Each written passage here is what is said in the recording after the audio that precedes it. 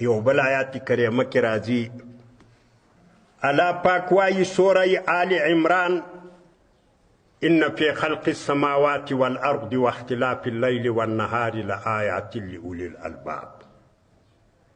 یعنی مقصد می په دې خبره کې دا ده چې ذاکر سړی چې وي چې الله ذکر کوي دې ته الله هوښیار ویلی ده.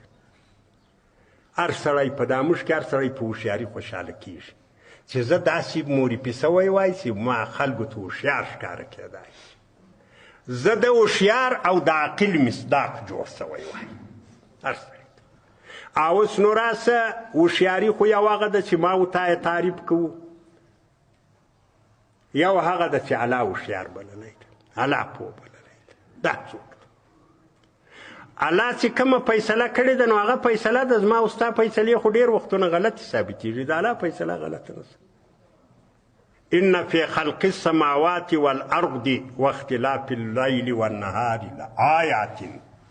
الله پاک وایي چې په پیدا کېدلو د اسمانو او د مځکې کې او په راتګ د شپې و د ورځې کې لآیات خامخا دلایل شته.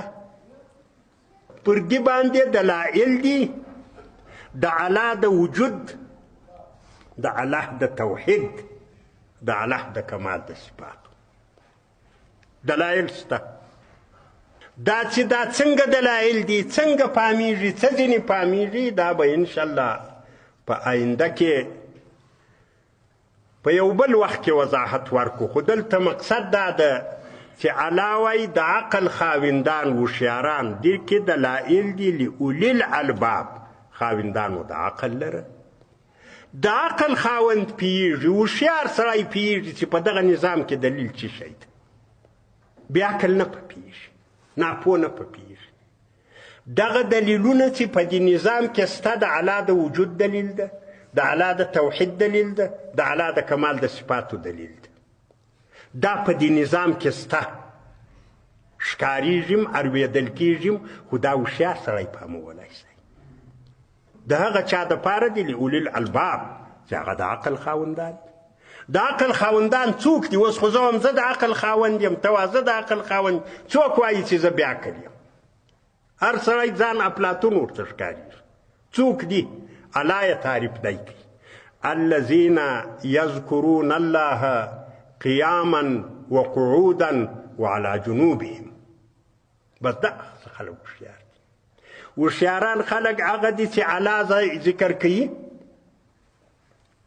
قیاما په ولاړې الله ذکر کوي، وقعودا په ناستې الله ذکر کوي، وعلى جنوبهم چې پر څنګ پراته یې الله ذکر کوي. دا هوښیار سړی دی.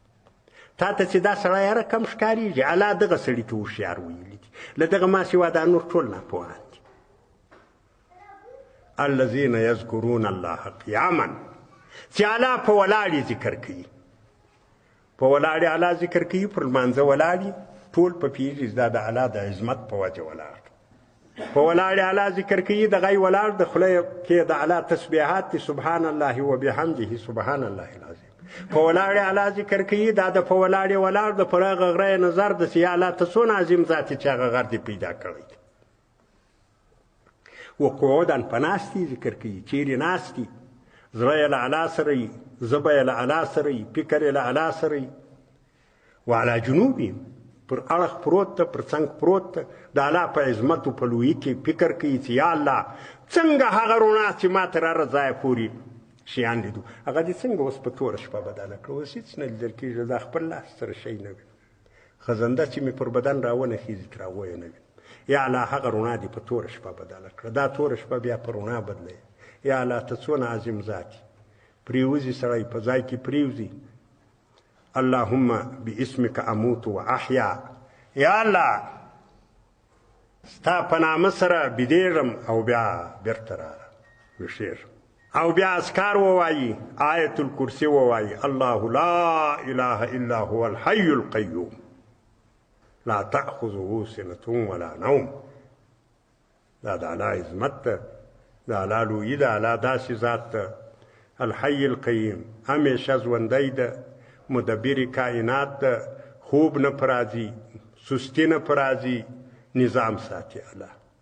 بس په دغو اذکارو کې په دغه فکر کې په دغه ذکر کې بیده شوې دا سړی هوښیار دی داسې ماښام په ځای کې پرېوتی دوکان یې حسابوي دا ناپوه دی یا ماښام په خپله بستره کې پرېوتی د یو چا د نقصان تصور یې کاوه چې له فلاني سره بدی کوي نو بدی سي له فلاني سره بدی کوي نو بدی سي دا ناپوه دی یا د خپلې زندګۍ غم ورسره و چې سار به بیا شی خورم څه به کوم دا ناپوه دی پوه سړی هغه ده چې پر بالښت یې سر کښېښوی الله وریاسوسی علی څونه عظیم ذات دا اوس چې زه بیدېږم د دغه خوب په کیفیت څه نه پېژنې دا اوس دا څه شی زموږ په خوب نه پیږو څه وخت بیده سوم په ځان نه یم خبر شوی بیا ولې راویښ سو ویښ یې بیا چې بیده یې بیا چې بیا چې دا زه بیده سوم په دغه توره شپه کې په بستره کې پروت یم څونه دنیا وینم په دې خوب کې داسې علاقې وینم چې ما په سترګو نه یې لیدلې دا بیا څه شی ده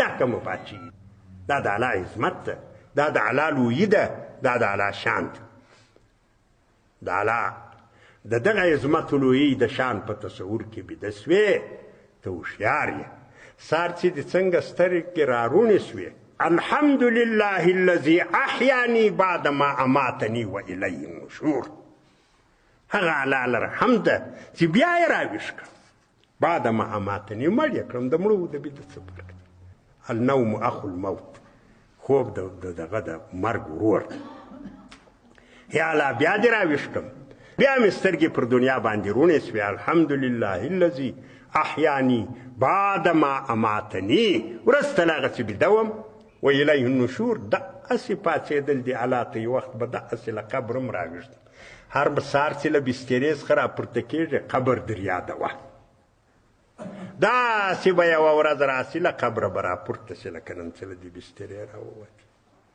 ماښام چې بیدېږي قبر در یادوه دا د بستره کې دې په تلتکه کې دې پښې وغځولې داسې به د یو ورځ په قبر کې سم کې خاورې به پر ګرځو او لکه څنګه چې سهار راپورته شوې داسې به یو ورځ له قبر هم راپورته کېږي بس دا تصویرونه چې له سړي سره وي دا د تصویر ذکر ده د زړه ذکر ده او په خوله باندې سړی الله یادوي په ولاړ یې یادوي په ناست یې یادوي په پروت یې یادوي دا هغه څوک ده چې الله دې سړي ته هوښیار ویلي دي اولو الالباب یعنی د عقل خاوندان الذین یذکرون الله قیاما وقعودا وعلى جنوبهم په ولاړې ذکر کوي په ناستې کوي پر څنګو ویتفکرون فی خلق السماوات والارض ربنا ما خلقت هذا باطلا او دا فکر کوي چې الله دا نظام باطل نه دی دا عبث نه دی